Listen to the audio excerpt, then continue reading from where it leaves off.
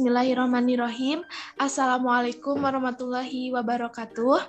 Kami dari kelompok 9, Media Pembelajaran Fisika, kelas 4C.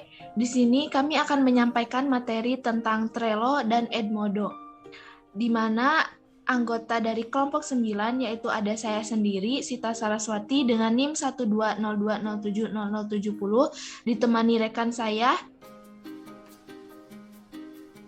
Siti Nurdila dengan NIM 1207075, dan juga ada Yulia Pajriyanti dengan NIM 120207085, dan juga ada Pramudia Putra dengan NIM 120207095. Baik, selanjutnya di sini topik yang akan kami sampaikan yaitu ada tentang aplikasi Trello dan juga fitur dari Edmodo. Langsung saja kepada pemateri yang pertama tentang Trello. Kepadanya dipersilahkan. Baik, terima kasih kepada moderator yang telah mempersilahkan saya untuk menyampaikan materi yang pertama, yaitu mengenai Trello. Nah, di sini saya akan menyampaikan mengenai pengertian dari Trello itu sendiri. Nah, Trello ini merupakan sebuah aplikasi yang digunakan untuk memberikan pengaturan dalam memanage tugas agar terlihat rapi. Nah, rapi di sini bukan tugasnya supaya nggak acak-acakan ya, tapi tugas ini supaya terstruktur dan kita bisa mengerjakannya sesuai dengan deadline-nya. Hal ini dikarenakan pada aplikasi Trello ini akan memperlihatkan apa saja pekerjaan yang sedang dilakukan, siapa yang melakukannya, dan bagaimana progres pekerjaan tersebut. Trello sangat membantu dalam mengelola tugas kelompok menjadi lebih efisien sebagai sarana untuk berkolaborasi dalam tim. Aplikasi ini sering diibaratkan seperti sticky note atau papan tulis. Biasanya kan kalau kita menuliskan tugas-tugas kita supaya tidak lupa itu pada sticky note ataupun papan tulis. Nah, dengan aplikasi Trello ini kita dimudahkan gitu buat memanage tugas tersebut beserta deadline tugasnya. Kemudian yang selanjutnya yaitu next slide. Yang selanjutnya yaitu fungsi Trello.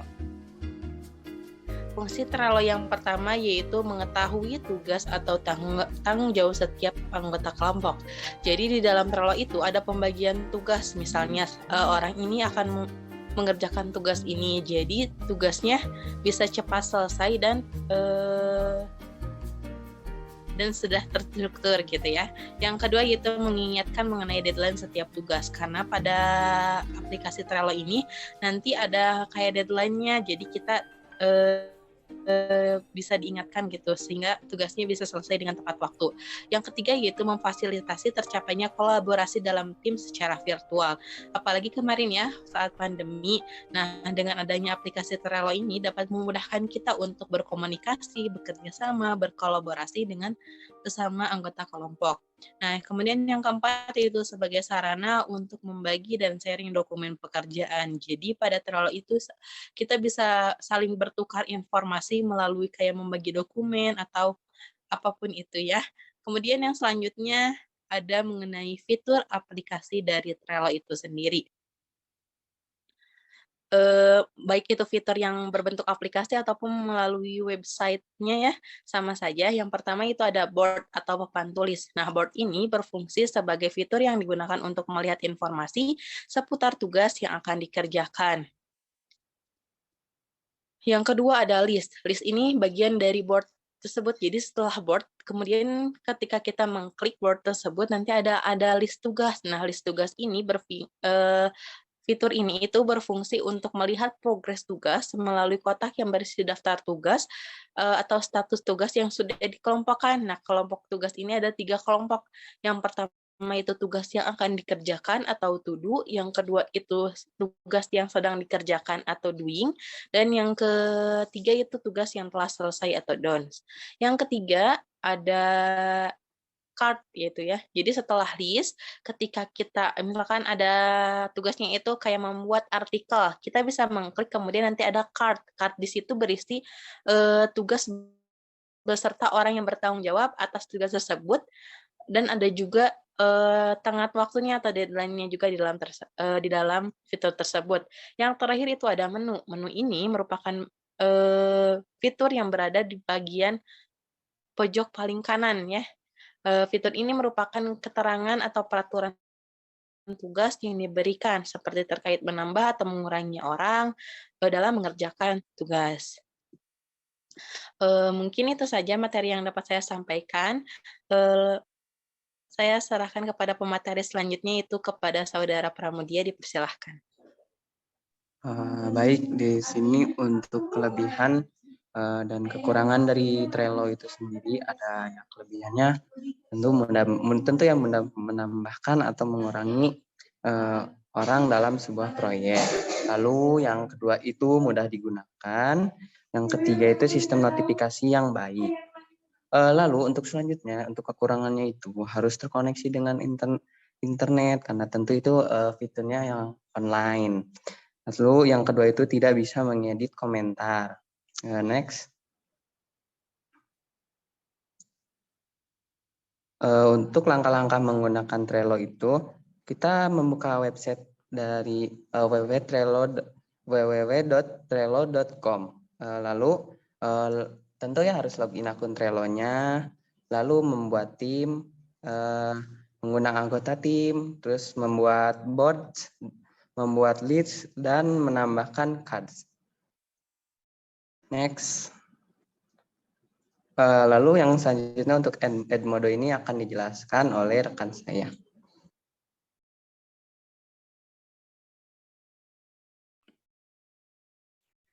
Baik, selanjutnya Edmodo.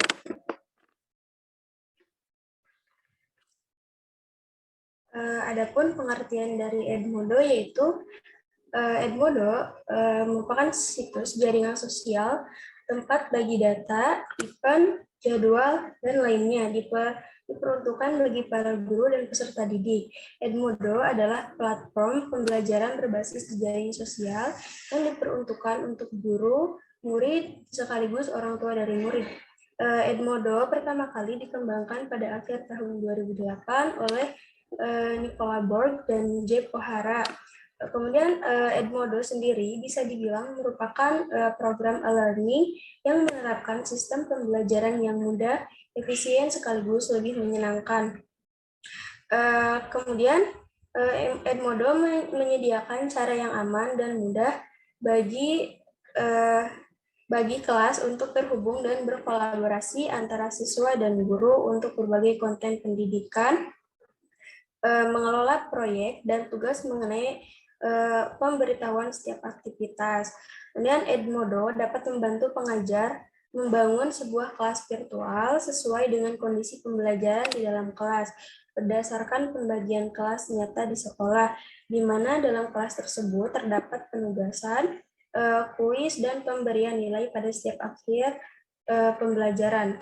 Materi selanjutnya disampaikan oleh Sita.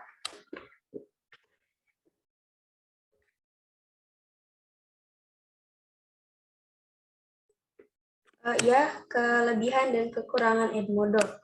Adapun kelebihan dari Edmodo yaitu yang pertama, user interface. Jadi mengadaptasi tampilan seperti Facebook. Secara sederhana, Edmodo relatif mudah untuk digunakan bahkan untuk pemula sekalipun. Kemudian yang kedua adalah compatibility. Jadi Edmodo mendukung preview berbagai jenis format file seperti PDF, PPT, HTML, SWF, dan lain sebagainya. Kemudian yang ketiga, aplikasi. Jadi Edmodo tidak hanya dapat diakses dengan menggunakan PC saja, tapi dapat diakses juga menggunakan handphone. Kemudian kekurangan dari Edmodo yaitu yang pertama, sosial media. Jadi maksudnya Edmodo tidak terintegrasi dengan jenis sosial media apapun seperti Facebook, Twitter, atau Google+. Padahal pada saat sekarang ini hampir setiap website terintegrasi dengan media sosial. Saya akan menjelaskan tentang fitur dalam aplikasi Edmodo. Ada apa aja sih di dalam fitur Edmodo? Yang pertama ada asesmen, yaitu ini berupa tugas yang digunakan oleh guru untuk memberikan penugasan kepada peserta didik secara online, yang dimana fitur ini tuh untuk memberikan tugas ataupun semacam tugas yang dilengkapi dengan waktu deadline dan fitur attach file sehingga peserta didik dapat mengirimkan tugas dalam bentuk file secara langsung kepada guru. Selanjutnya ada file and links, di mana guru dan peserta didik dapat mengirimkan pesan dengan melampirkan file dan link pada grup kelas, peserta didik atau guru lainnya. Nah, di sini file yang dilampirkan berlaku untuk semua jenis ekstensi seperti doc, PDF, PPT, XLS, dan lain sebagainya. Tentu saja di sini yang ketiga ada kuis. Kuis digunakan untuk memberikan evaluasi siswa online baik berupa pilihan ganda, isian singkat, maupun soal uraian. Nah, fitur ini dilengkapi dengan batas waktu pengerjaan informasi tentang kuis yang akan dibuat, judul kuis, dan tampilan kuis. Perhitungan skor pada setiap butir soal kuis dilakukan secara otomatis untuk jenis pertanyaan, pilihan ganda, dan isian singkat. Sedangkan untuk penskoran soal uraian harus diperiksa oleh guru terlebih dahulu, yang dimana nanti ada fitur grade. Grade itu merupakan penilaian, kalau bisa dibilang itu bisa melihat nilai kita. Selanjutnya ada polling. Polling di sini hanya dapat dibuat oleh guru untuk dibagikan kepada peserta didik, yang dimana guru ini menggunakan polling untuk mengetahui tanggapan peserta mengenai hal tertentu yang berkenaan dengan pengajaran. Contohnya yaitu di Edmodo itu ada jadwal, misalnya jadwal praktikum fisika tentang gerak harmonis sederhana. Siswa bisa memberikan tanggapan mau dijadwalkan hari apa dan baiknya jam berapa, seperti itu. Adapun gradebook di mana digunakan sebagai catatan nilai peserta didik. Fitur ini dilakukan oleh guru dan dapat diisi secara manual atau secara otomatis. Dalam fitur ini guru mengatur penilaian hasil belajar seluruh peserta didik. Adapun library itu kayak perpustakaan, tempat penyimpanan berbagai sumber pembelajaran dengan dokumen yang beragam. Jadi si guru ini bisa menyampaikan pembelajaran lewat PPT ataupun PDF modul gitu, bisa disimpan di library ini. Adapun award badges merupakan standar pengukuran keberhasilan peserta didik. Tidak dapat dipungkiri bahwa peserta didik akan sangat tertarik, bahkan menyukai pembelajaran lewat platform ini, dan ketika peserta didik merasa senang, keinginan mereka untuk dapat mengatasi materi baru dan sulit akan meningkat. Edmodo merupakan aplikasi yang menarik untuk membangun semangat peserta didik untuk belajar pada pendidikan jarak jauh.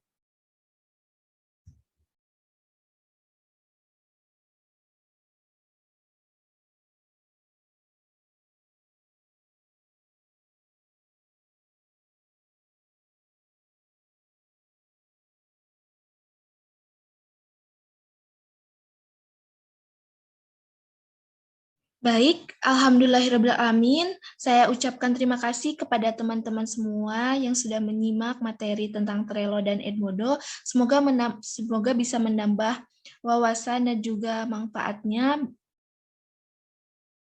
Dan dalam membuat media pembelajaran online juga tidak mudah ya, dan perlu mempertimbangkan harapan dan tujuan dalam mengikuti media pembelajaran online, seperti kecepatan dalam mengakses internet atau jaringan, keterbatasan bandwidth, biaya untuk akses internet, serta latar belakang pengetahuan yang menyangkut kesiapan dalam mengikuti pembelajaran. Jadi kita harus mempertimbangkan hal-hal tersebut, dan dengan media pembelajaran online ini seperti Trello dan Edmodo, interaksi dan komunikasi di dalam kelas dapat terjalin layaknya pada kelas konvensional, di mana setiap siswa dapat dengan bebas berkomunikasi dan berbagi dengan guru dan teman sekelasnya untuk merespon materi yang telah disampaikan. Alhamdulillah, semoga bisa menambah pengetahuan kalian. Mohon maaf bila ada kekurangan dalam menyampaikan materi. Bila ada yang ingin bertanya ataupun ada pun yang ingin didiskusikan, boleh ditanyakan di WA group. Terima kasih. Wassalamualaikum warahmatullahi wabarakatuh.